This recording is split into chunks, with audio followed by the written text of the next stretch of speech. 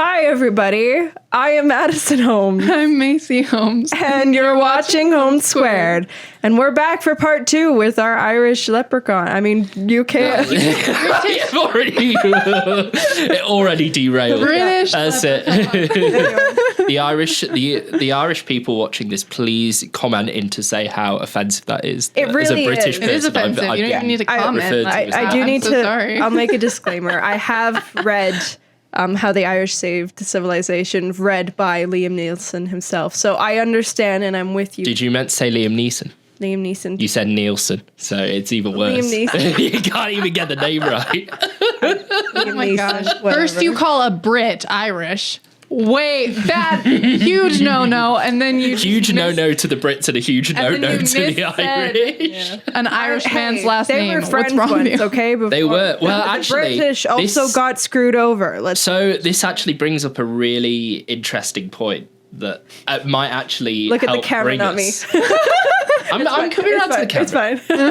But this might help bring us to some of the topics of today. So my 22 times great-granddad was a Reverend James Shaw, who was sent personally by King James I to Ireland to preach Protestantism at a time where it was a unified Ireland, and then he was on the ships with all the other people that I can't remember off the top of my head who are in all the Irish history books, and they caused civil unrest and civil war around religions. That was my 22 times great-granddad, so...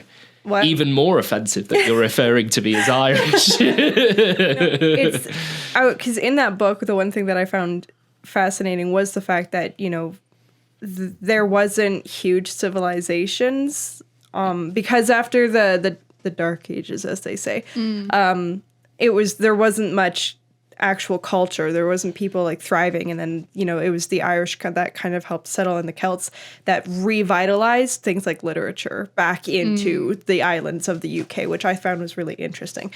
But it's on those like island notes, I learned that from Cynthia. She was the one that said the Protestant being brought in, the Protestant Union specifically just for the division. Yeah, that was my 22 times great-granddad, so you're very welcome. Thanks, Mr. Shaw.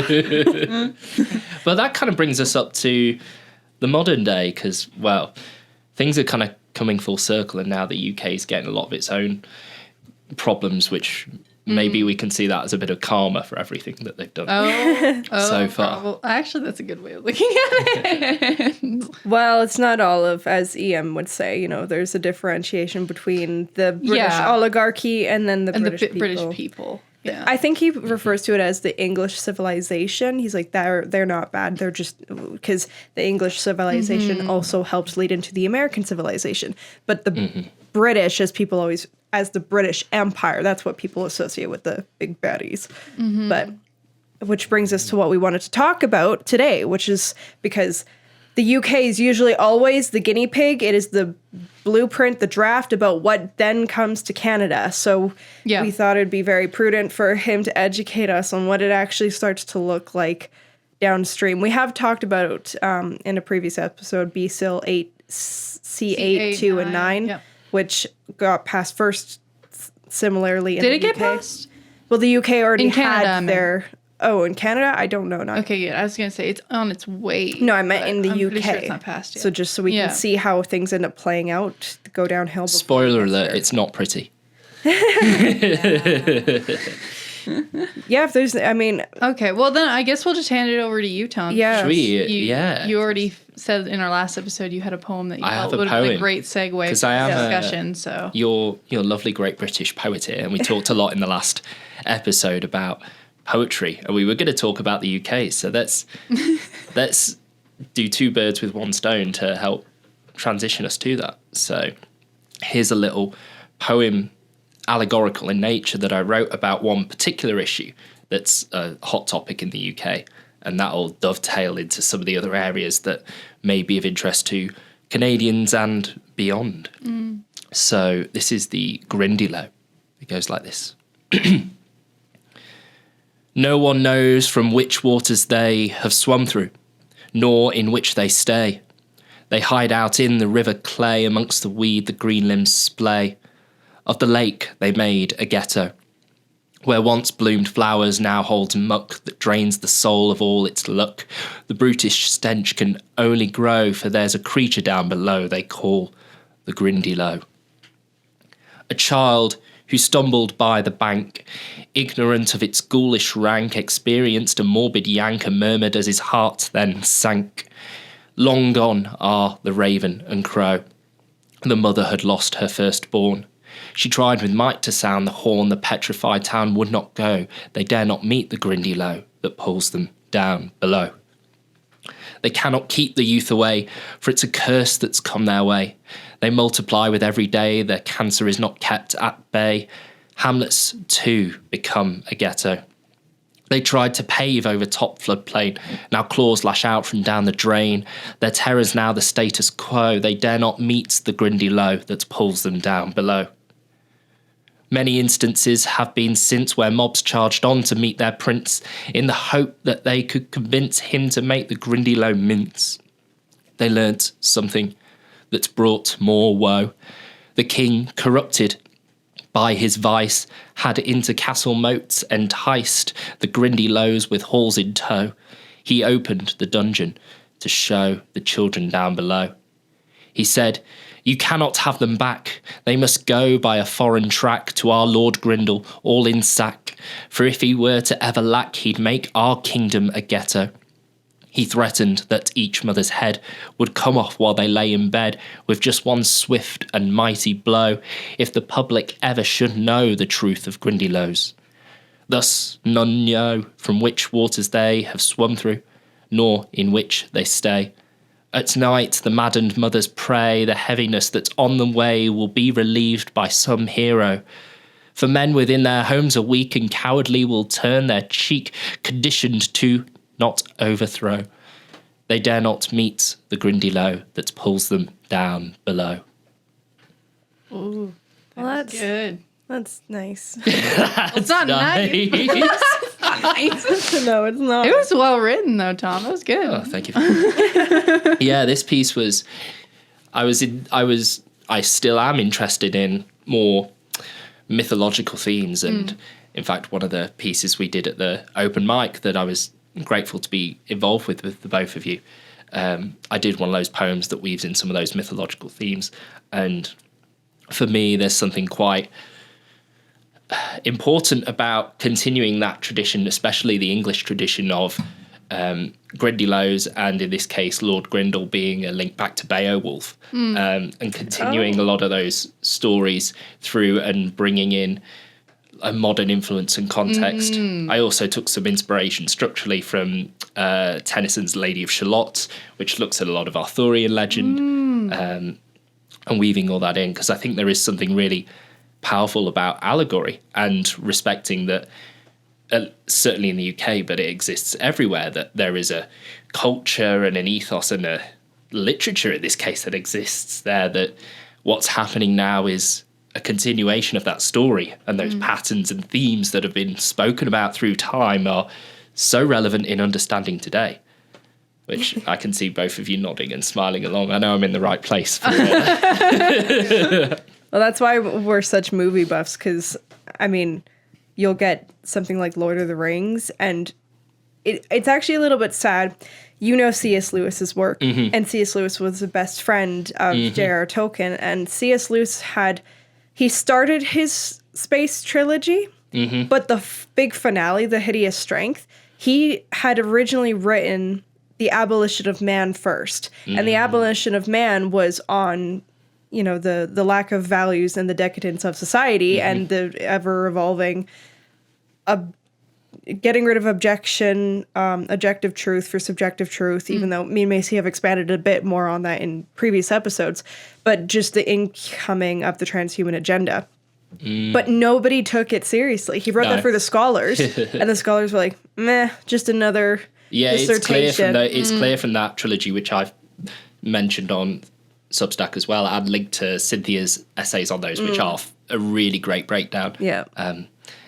He absolutely saw it, and he saw it in other bits of his work as well. His poetry is a really great example of a lot of that as well. Country of the Blind is a direct challenge to H.G. Wells, specifically on a lot of those same themes. Lots of nature poetry as well, and the detachment of people from the natural landscapes and the legends and the spirit that comes with that. And with the hideous strength, what was also said, and which is interesting that you bring up the allegories, is that he thought, okay, if the scholars ignored my essay, Abolition of Man, maybe I can get it to the wider public, and maybe I can do it in an allegory, this narrative form that they'll understand, this myth. I'll do that hideous strength. He did it.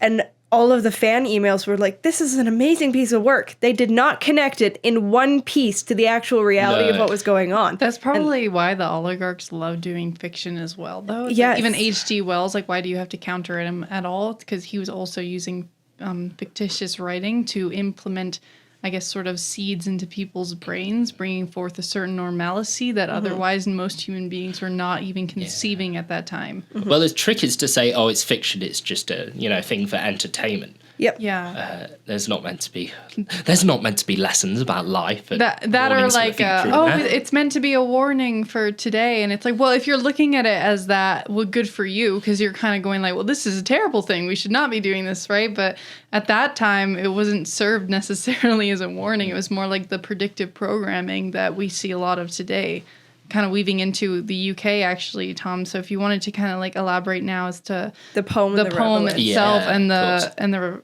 relation to what's going on in the UK. Yeah, so the real catalyst for this piece was the conversation that's happening in the UK around grooming gangs, which has become this big hot topic debate.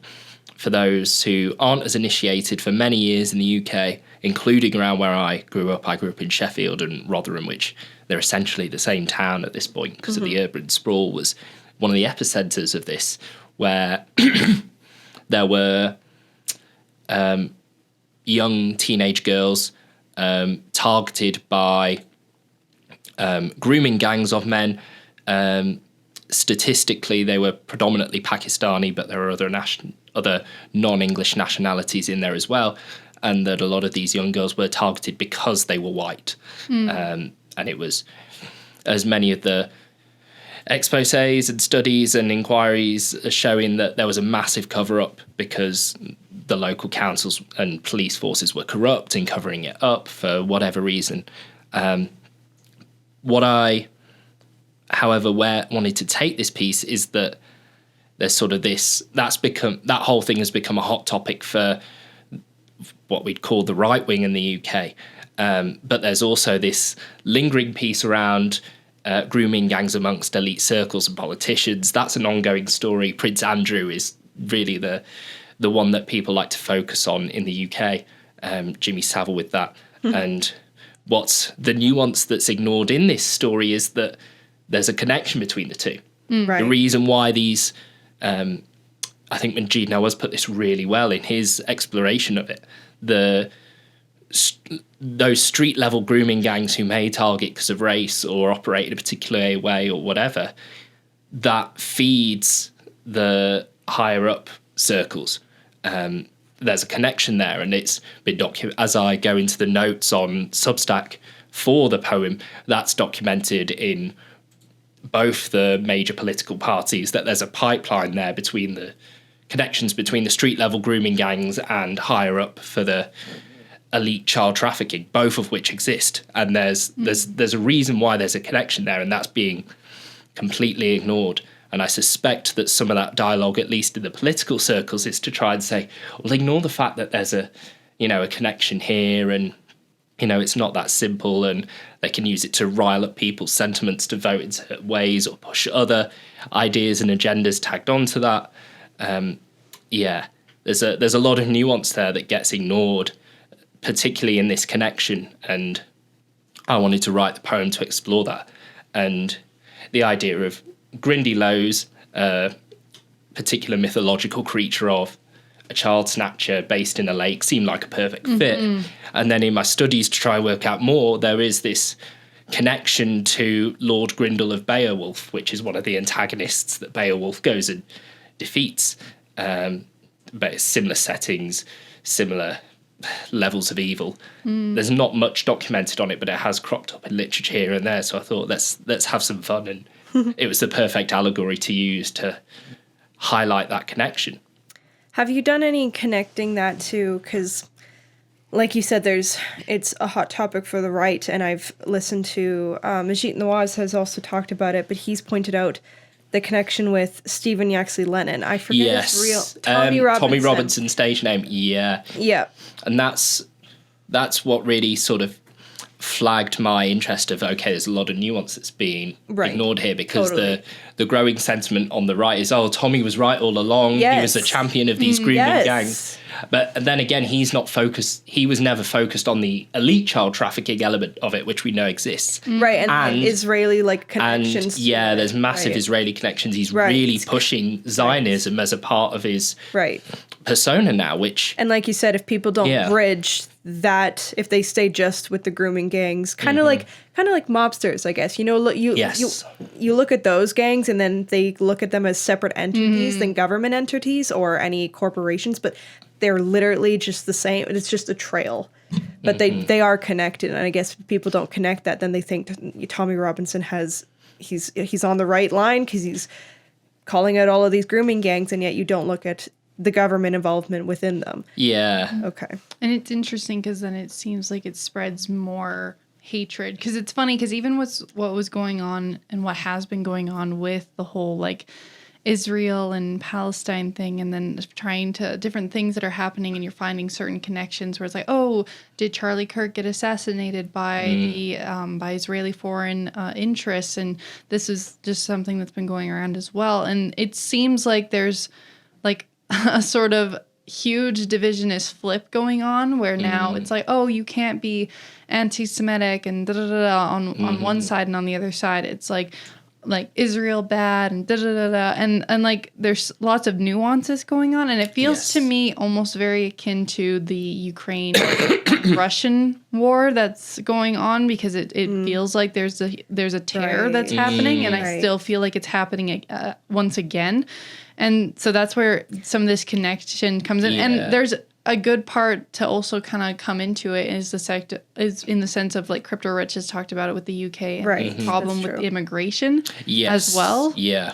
Yeah. Yeah, well, the immigration and the grooming gangs all sort of clumps together, saying this sense of Englishness is being attacked by those who've come from another country. From migrants, and it's so that the whole grooming gang narrative is very easily attached to the migrant narrative there, and there is some connection there, but it's a very small part of the bigger picture. And that's why I spent a lot of time with the notes, particularly that accompany this poem, to say, yes, this grooming gang scandal exists, and it's just one small part of a much bigger picture that's going on here that's not being talked about. Yeah, you wrote it well. I'll just read it for those who are just listening. He wrote, I wonder if we're witnessing a sort of controlled demolition around this narrative, where an attack on the street level gangs are used to say, we won, and hide the fact that the rot goes all the way to the top. When certain crusaders, and I love that metaphor, against the street level grooming gangs are known to have strong ties with the IDF, that's the Israeli Defense Force. I can only suspect that the relentless focus on the Islamic nationalities of some of the grooming gangs is to deliberately make people think that that's all there is to the story, and prevent people from making the link to higher up the chain, and more broadly, as well as provide a convenient reason to continue riling up sentiments against Palestinians. And then he attaches some really good... Vanessa Beeley is an amazing researcher, so he's got... I'll have the link. MayCee will have the link. Yeah, Tracking Power. That's really interesting, because David Miller, who writes that, is in a court tribunal at the moment because he was fired. Well, his university tried to fire him for calling out how a lot of universities and institutions are funding Zionist entities and contributing to the genocide that's happening in Gaza. So, and he was fired from his university, and he's now taking that to court. I don't know where he's at on that. So if he's onto something there, clearly. So reading that correctly, I just want to make sure you're kind of feeling that the people that are, I guess, sort of against these grooming gangs and such are kind of placing it and like putting it more towards like look at the Palestinians in the sense of their involvement in it and look away from things like Israel. Yeah, but not necessarily Palestinians directly, but it's used as a very anti-Muslim attack, and then Palestinians get lumped into that as well. Right, Never in mind, there's Christian Palestinians who are getting slaughtered as well. Right. But it's this engineering of the narrative to continue this constant fighting between traditional left and right, and in a way, and it's perhaps easy to do that because of the destruction of local community that's happened in the UK, in England. It's very easy to rile up people's sentiments who don't recognise the towns they live in anymore. Yeah. Because migration has been an issue there, because of the deliberately destructive economic policies that have been put in place that have hollowed out towns of local businesses. It's a tapestry of all these things that is confusing and encourages a lot of fear. So the moment there's a crusader or a hero who comes along to say, here is the problem, here is the solution, follow me as I do it. It's very easy for people to I love how you use the word crusade, though, because that's something that I think that, I mean, you can call it right-wing, and for the purposes of this, it makes sense to call it that, but for right-wing, I guess, politics, and for those that I would consider themselves as such, and maybe even centrist, but perhaps maybe you might be more right towards certain topics, more centrist towards other ones, and more even left towards different ones. It's something that May and Maddie have talked about a lot, is the fact that we are hoping that the crusader mentality doesn't come through on the opposite end of the pendulum swing, because that is, I think, what how the whole point of this top-down system that you were alluding to, these top players, they love to swing the pendulum the other way. So it's just like, it's and it keeps that state of confusion as well. There isn't a grounding and a permanence there. Yeah, and then it just leads to more death, and we already know that, like, what is it that I think it's Colonel Tanner Watkins, and she love her. She calls it like the what is it, the International Syndicate, and like this basically just a military freaking complex of, and it's just it's an imperialist mafia. It's an imperialist mafia. Yeah. It's a big club and you ain't in it. But you fuel it. Yes. It's harder, because talking about fueling it, it's definitely harder to pull things like funds out because of just how intertwined funds are.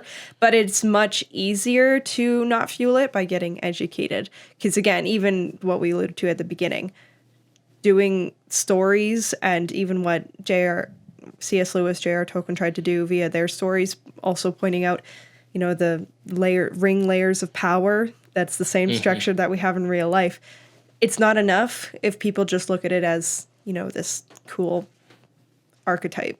People actually still have to do the research. Like what I love Tom did he wrote the poem and then accompanied research to expand upon the context. It's like you get the best of both worlds. Yeah, and as well is something I'm thinking about more and more with all the poetry I write is there's going to be a time where the story and the narrative and the pattern that conveys in the poem may be useful for a completely different context or a completely different issue. True. I'm thinking about that more and more because I originally, on my Substack, there's also a poem and a piece I did about digital ID, which is something else that's coming into the UK. And originally it was really on the nose, really blunt about specifically to do with this is digital ID. And the tagline, say no and smile, still came into that. And afterwards I thought, well, how the actual particulars of how this situation is going to look, maybe even around the issue of identification by the state, may morph and change, and certain particulars may not be relevant in the future. So going more with an allegorical nature or looking at the patterns of what's emerging here and commenting on that ended up feeding into what became the final draft, which was a little more general but still very much in line with how I feel about the piece, and that I think will be more useful for times ahead of us when the particulars may change.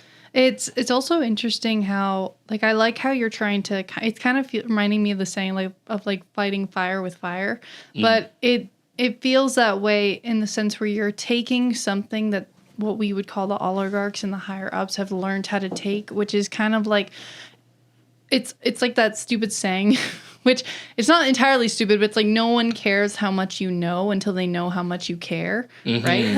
And that's where I feel like the fiction and the poetry and the allegories, they kind of come in, and how it can be used as a tool in either direction, right? In the sense where on the oligarch side, they're like, okay, we know that human beings are very feely creatures, right? And so when you come out with these narratives that kind of get our right hemispheric and emotional and also like empathetic selves doing fellow feeling, right? Not fellow knowing, fellow feeling, right? Then what you have is us trying to like, infer what it is that we feel it's talking about, and then where it is that it resonates with us and all of these things. And it is something that's quite beautiful about human beings, in the sense where even Lord of the Rings, it's like, why is that something that's a story that so many people can I guess sort of get on board with and really resonate with? It's because it's a journey, and when the minute that people feel like they are being taken on a sort of journey together as one, as a group, as a fellowship, for instance, right, it instantly activates something in our right hemispheres, and that's why the oligarchs, I think they know this. And so they absolutely know. They absolutely 100%. They manipulate. It goes back to the grooming gangs and the right-wing sentiment. They create a story and a narrative there for people to latch onto with what they know is a very emotionally touching subject for them. It's okay, the story is our Englishness has been destroyed purely because of this, mass migration from Islamic countries. Yeah. They are masters of creating narratives. Yes. They are, fear narratives. And it's sad because, like, it's almost like the devil's in the details, right? But it's funny because it's almost like they don't, like, when you're using things like fiction writing or poetry, they're actually, like, there's details, but it's also very open. Like, there's a lot of interpretation that can go into that. And that's why it's kind of funny, because it's like you can get people hooked on details in terms of what's going on, right? But also details provide nuance, and so that's actually the funny thing about even learning the stuff about like the right and the left hemisphere. And it's like the left hemisphere is one that likes to get caught on like bits and all that fun jazz, right? But at the same time, there are moments where it's like the point of like the whole is the point, in the sense where it's like getting caught or getting going towards a specific point nuance is still very, very important for the overall whole. Otherwise, you do fall into the trap of the narrative that is not, I guess, it doesn't have actually the necessary context, which you could call details, but it doesn't have the necessary context. That's where you get the culture. Everything that's surrounding It's a dynamic dance between the two. Yeah. It takes two to tango. Well, yeah, because then you get the results of all they call it gatekeeping cultures, whether it's a band or it's a movie, you get this franchise, and then there's kids our age or older, sometimes 40-year-old men that are probably 13 mentally, and they could probably speak Elvish to you, but they know anything that's going on in the world, so they really they deep dived into the franchise, but they didn't because they got so focused on the little minute details, they missed the narrative. They missed the whole point of the myth, which was how it translates, and then looking at the bigger picture. So that's a good point. And Tom, do you want to read the Say No and Smile? Yeah, that can bring in another element, and there is a link actually between these two stories, and we can explore that a little bit as well. Okay. So, when a delight dressed demons cold calling to say that slavery's freedom, don't fear. Say no and smile, and watch for his squirming. If he claims that the benefits are clear for selling your soul to stay safe from harm, say no and smile to this rash racketeer. If he tries to double down in alarm that convenience will not buy you out, say no and smile so you diffuse his charm. Should he implode with some red raging shout, with threats of ruining your livelihood, Say no and smile. You have no need to doubt. And as more and more realise they should not capitulate to devil demands, say no and smile just like you always could. When he denies he was out to cause fright, wailing and whining for just one more chance, say no and smile, and then model what is right. That was good. And it's interesting now.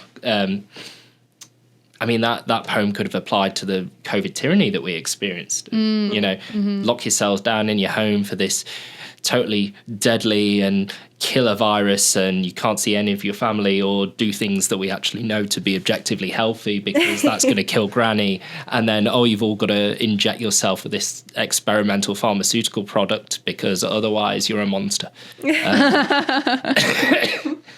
Yeah. Well, yeah. That does resonate. And you'll kill granny. Did I mention that? You're going to kill granny, and no one kills granny. You don't kill granny. But it's, and it's the same pattern that's showing up in the whole digital ID debate, which is really interesting because on the conventional right, even in Starmer's government, which is just tyrannical at this point, I don't think left and right are really adequately equals for it. Their push is digital ID is the solution to the migration problem. Yes. And then you've got this other right faction saying, oh no, digital ID is, not the answer to this, but then there might be some other ID card scheme or something like that. And it's clear that they want digital ID in some form anyways. And it's interesting that now all those former like free speech crusaders who came up through the establishment right, they're now saying, we need to censor what's online if they're, supporting Palestinians. And it's just, completely on its head. And when, for example, Palantir could come out and say, we're not going to create a digital ID for you, Starmer, for this scheme because it's not what the people elected. It's a complete smoke and mirrors diffusion because they've still got access to all of patient data through a massive NHS contract for all the hospitals in the UK. And they're very much, I don't think it's a surprise that they're very much banking on Nigel Farage to get in and be the next Prime Minister to bring it in other ways through the back door. And even that whole debate around the ID cards, which has captivated so much of the UK media, is that in itself is a smokescreen as well, because through the back door we have what's called this gov.uk one login coming in that's been pushed and worked and being teased out in different points anyways, that nowhere in the media is it being spoken about. Already, this came in the other day that all company directors for any business have to be signed up to this one login scheme. You now have to use it in order to renew your driving license. And they've already said in what's now quite a hard to find interview, where Starmer's actually spoke about the one login scheme. He was like, we can link this to benefit payments or work employment or to your bank account. It's out in the open. And so it is a smoke and mirrors thing to say, we might have Farage might get in and it might seem as it's, there's this victory. We're not getting this digital ID totalitarian Orwellian scheme, but it's already here and has come in the back door while you weren't looking for another way. And that's a lot of how this system operates. Yep. Well, they're doing the same thing in Alberta. This is why having you on is good. Some people, I actually don't know. I wouldn't know. Only the audience could tell whether hitting or not. The mic. Yes, I'm hitting the mic every time. It happens. Mark Spark, you may comment now. Mark's going to be so happy to see me on air. He loves my poems, and I love that he comments on there. So seeing us all together, Mark, I already know you're typing you were typing comments. He's gonna be like, even before you heard me say this section, you were writing a comment. I know you are. He's gonna be like, yay, MayCee, Patty, and Tom in brackets. Yes. And then he's gonna write his own little poem. Yeah. Yes, he will. He will absolutely. Yeah. But Alberta's doing the same thing. And there's connections, like watching what you guys go through. Even Daniel Smith, people are upset about the digital ID thing that's still being implemented. It's because there's also She also really it was like there's- the idea of I think an announcement came out where they were wanting to do like a health wallet, and what it is, it's like, you know how you have like a health card, right? And you have to go up and you like hand it over and blah, blah, blah. It was basically like under the guise of convenience, where it's just like, now you won't need to like pull out your card if you can't find it. And that's it's on why your I spoke wallet about and, convenience in the poem to speak exactly to that. Yeah, and so, and like, I mean, that's why it's so hard, because they are trying to put it as like it is a convenient thing, and there might But they're be the some one who made it people- inconvenient in the first place. That is very true. That is some Hegelian dialect. yeah, the health systems are so poor, but why? And you look at places like China and stuff like that. Even look at their banking structures, because we got so much money laundering here in Canada, but they have different banks for each industry. So they have a specific bank even for health, and then they have a bank for energy. So they can so they do have their industrial bank for like actual industry projects, roads like, or bridges and stuff. Yeah, infrastructure. Sorry, that's bank. based off of the American system, Lincoln economics, because it's not actually centralized. And if you were to implement, because right now what I know Danielle Smith is trying to do, because she believes in the AI thing, and she wants to streamline a lot of the problems that are going on. You cut the red tape, you bring in more technology. And it's the same arguments happening in the UK, and there's so much talk, again, establishment right in the UK, talking about, we need to cut down the civil service in government, and right. Trump already showed what the template is. It's replaced them all with AI. Yeah, and when you look at, which is funded by Palantir and the other big tech companies who are. Yeah, it's not exactly a solution. Yeah, there's different ways to, and I think what MayCee said is like the biggest. They made the problem in the first place. Their mismanagement, their money laundering, and all of these schemes going on is what's made it difficult in the first place. Well, yeah, and then it's just, again, like Tom bringing up Palantir is such a good point, and that's why even people like Courtney Turner, and Patrick Wood, they go down the technocracy link, because it's like, who are the people that are going to be managing these databases? Yep. Yeah, like exactly. That is, it's I don't know if anybody has seen this stupid movie, but it was called The Circle, and I think it had Emma Watson I in it, feel like I have and seen Tom it at some Hanks point. or something. And literally, it was funny because it was like a sort of surveillance type of experiment that was going on. I think that they probably were like basing this movie off of probably Google, to be completely honest, and maybe even Apple, actually, because even our RFK Jr. with his whole RFK Jr. with his wearable watches, and like everybody needs to be wearing wearables now and all that. But yeah, this film is just, they have an entire like basement of databases and computers like cataloging all of this data, right? But it's just like, that's gonna be like a huge currency. Like, you want to talk about Central Intelligence Agency, and fucking like big, same in the UK. There's also all the guise of, let's boost innovation in the UK. If you have a look, it's literally, we're going to buy up all the farmers' fields and whack massive data centers on them. Right? Oh my gosh, Owned by that's the not big tech. innovation. You want to see real innovation? Look at China. No joke. Gosh. Granted. That's with good leadership, though. The minute that she gets out, motive of attention, it could still flip them on their head. Yeah, because all the infrastructure's in place. The same goes for Russia, from people I know who live there. It's like, it's fine and it's great and it feels very free to be in Russia now, but you only need a different president or leader at the top or different influence. Flip the switch like that. They say Moscow will be a 15-minute city overnight. Exactly, and that's literally with every country. That's why motive attention is so important, and being involved, it literally never ends, because you have to hold leaders accountable to the day they die and the day you die. So that's probably one of the hit home points. Or the strategy I like is just make them completely obsolete.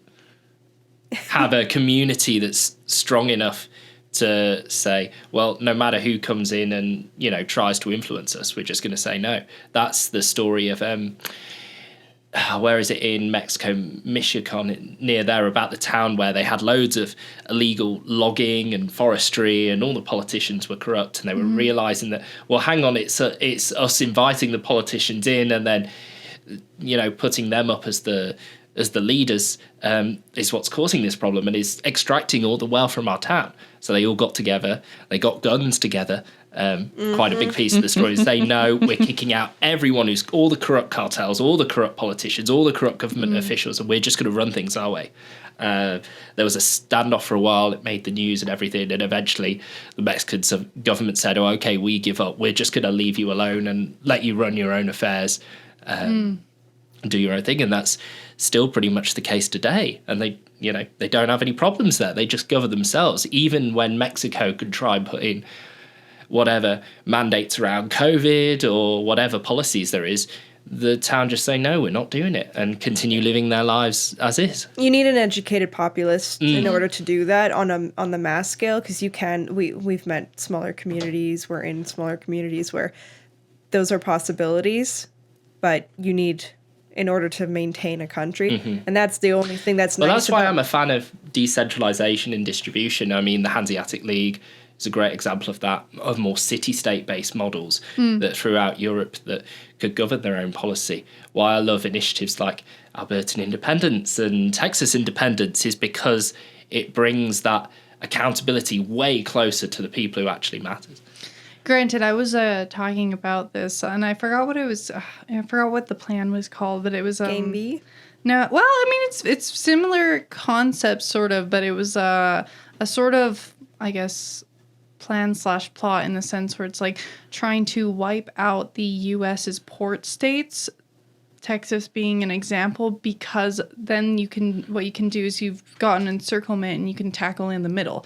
And that was something that in the middle are actually more like, I guess, what you would call home of the mega movement and stuff like that. Or sorry, is it mega? Yeah, I think it is. Make America Great Again movement. Yeah. Yeah, and then also the kind of like red states. And so that's why I was talking with Dad, and I was just like, well, where does Texas stand right now? And he's like, honestly, purple. Like, and that's why it's a little bit like iffy, not in the sense where I'm not in favor of Texas wanting to gain their own sovereignty, but just it's the same thing that even Alberta and Albertans need to be thinking about as well. And I think a lot of us have been trying to, because I know that the minute that the independence movement kind of came on the line, I was like, how are we getting manipulated? Right? Like if we want independence and we get it, who the fuck wins that we really don't want to win from that, right? And because a lot of Albertans will win, sure, because of all of the nice conveniences that will arise, right? But I'm like, if this game has been played before, are we getting pawned, right?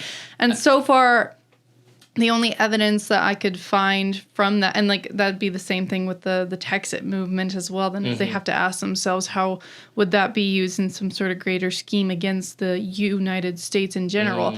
Because we already know that the U.S. has been infiltrated by the British Empire, quote unquote, for like a long time. Well, it's not even that it's infiltrated, it just is. It just is it now, yeah, right? Anglo-American Empire, yeah, exactly. And the only thing that I can think of in terms of Alberta is the sense where if we, I don't know, become independent, that's lovely because of what Tom was even talking about with the guns and such, is like now we can take things a bit more into our own hands. And like, I just think the pros still outweigh the cons, in my opinion. But it doesn't mean that if we're not savvy to, I guess, sort of even the larger scheme surrounding us and the partnership and the deals that we end up making, right? And with whom, it's like, let's face it, the anti-China psyop in Alberta is still quite large. So even independent or not, we already would be rejecting the wrong partners to be rejecting, right? In terms of what deals we're going to be making. And then we have to understand, like, whose hands are we going to be shaking at the end of this process, right? And then it's no different than any concept of whether or not you want to be a sort of like, the Game B project is basically, I always refer to the idea of the Divergent films and what the Game B project was and what Courtney Turner has been kind of looking into, and even some of Brett Weinstein's affiliations with it, although I'm not quite sure yet. But it's just little tiny sects, right? And then you're like, oh, look, you can be your own like little independent entity over there, and then your own independent entity over there, and blah, blah, blah, and you're all kind of broken off into this sort of network nexus, right? And I think that even if you want that, or you wanted something that's similar to what was originally the United States and what they were going for, which was the idea of a united nation, right? But under your individual states, right?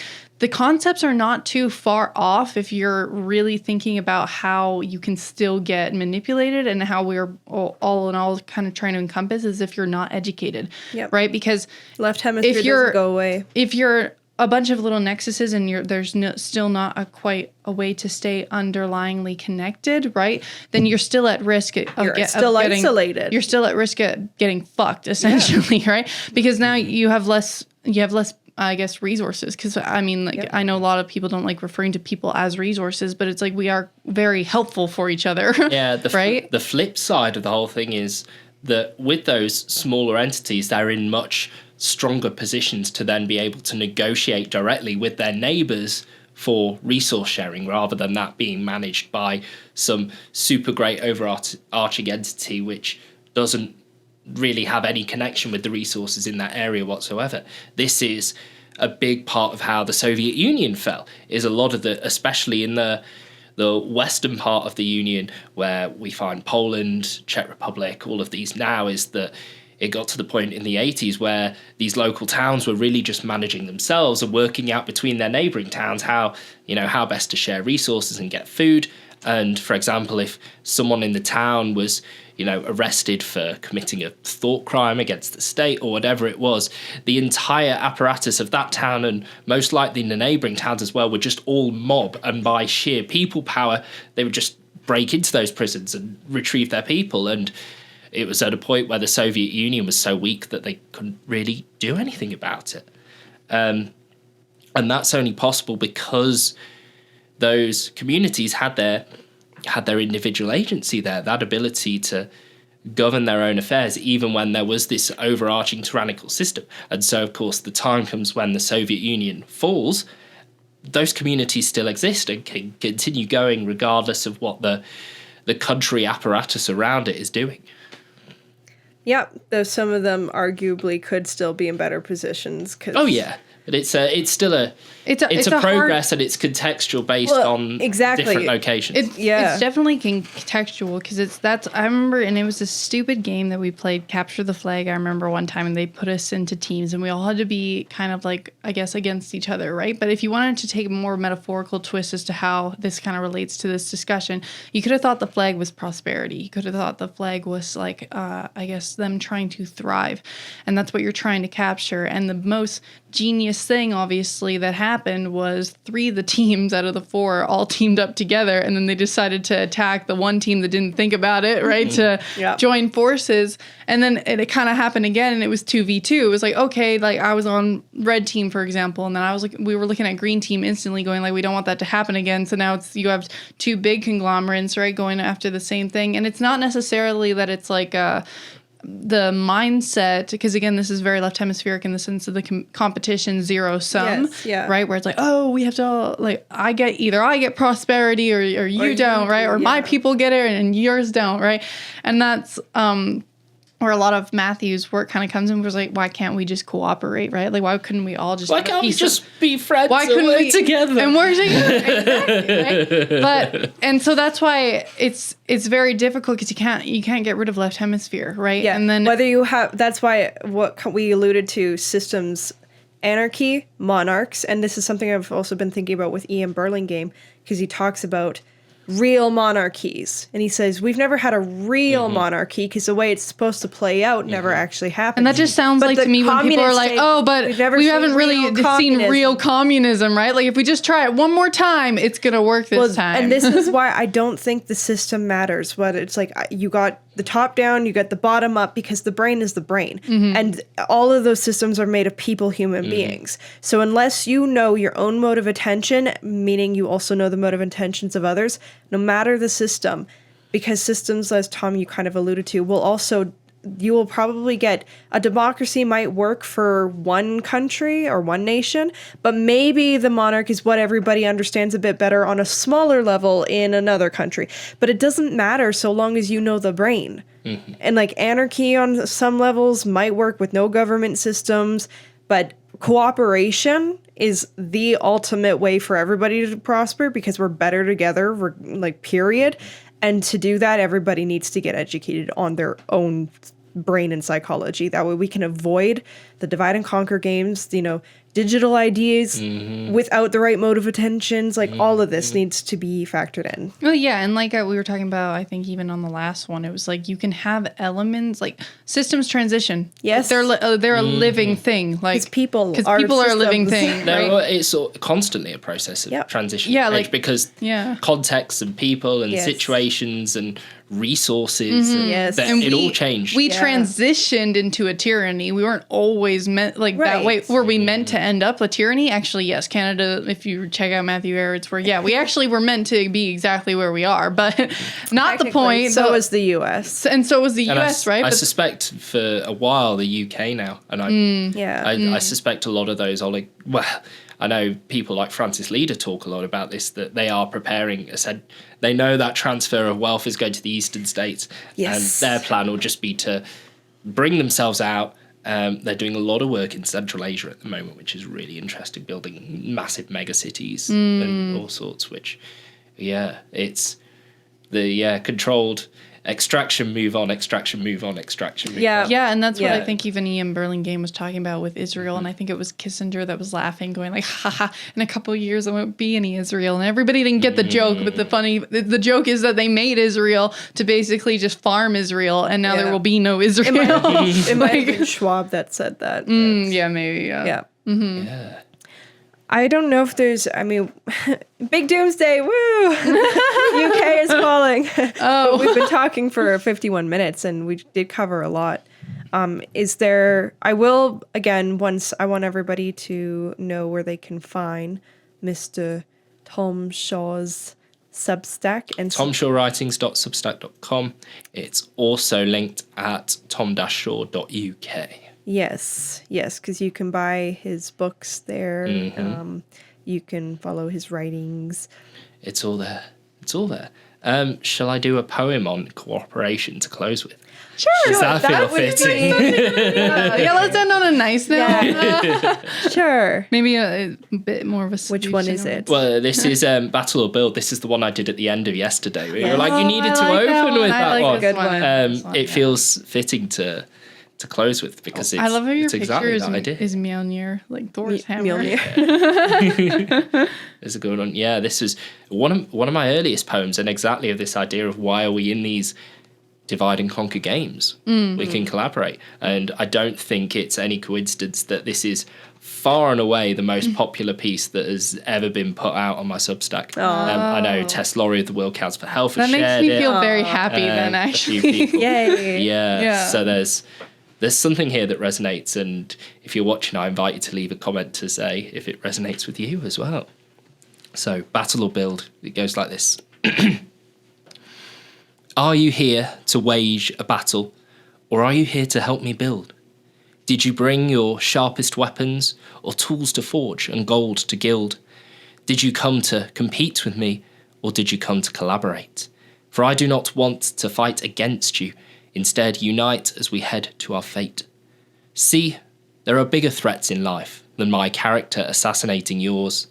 Food is poison, medicine is death, neighbours are strangers and work is chores. Nature is withered, living is robotic, the news is lying and the lies are truth. Right now, all's the wrong way round, so what use is giving me a missing tooth? I'm not here to wage a battle, I'm here to help you build. I choose to put my axe to wood and hoe to earth so fields are tilled. I plant my seeds with ample space and feed them water, not the blood of all the foes I wish to slay who could have been my closest bud. Then I watch the flowers bloom, flourish into being their own. I make the space I want to inhabit, and somewhere you can say you've known. So are you here to wage a battle, or are you here to help me build? Ooh. Ooh. I really like that one. I really, really like that one. That's a good one. It is a good one. Yeah.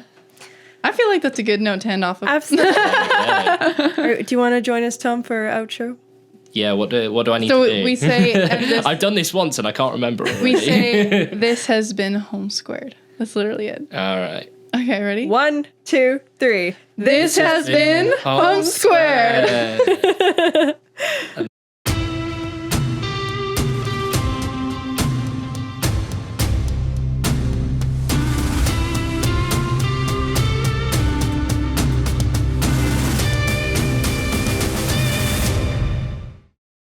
The federal government of Canada has been working for years to remove your right to privacy.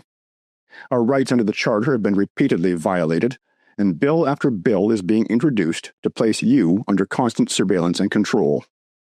But you can take steps to protect yourself. The Privacy Academy offers regular courses on protecting your privacy, not just from governments and corporations, but also from scammers. And their courses are designed for people with no technical or computer proficiency. We at the Iron Wire recommend you take their courses, but you can start by attending one of their free weekly introductory webinars. You'll find a link below this video directly to Privacy Academy's weekly webinar sign-up page. The Privacy Academy will teach you how to exit the surveillance state.